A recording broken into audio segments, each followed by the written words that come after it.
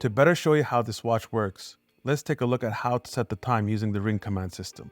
For this, I made a step-by-step guide. Step 1. Unscrew the crown.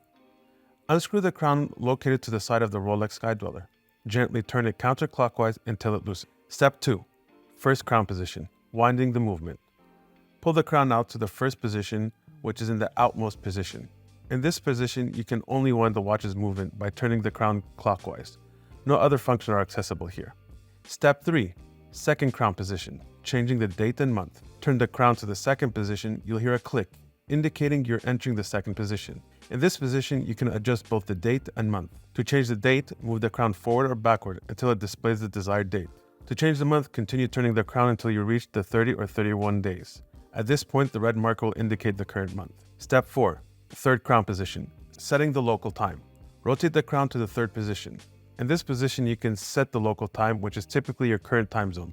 Step 5. Fourth crown position, setting the GMT time. Finally, move the crown to the fourth and last position.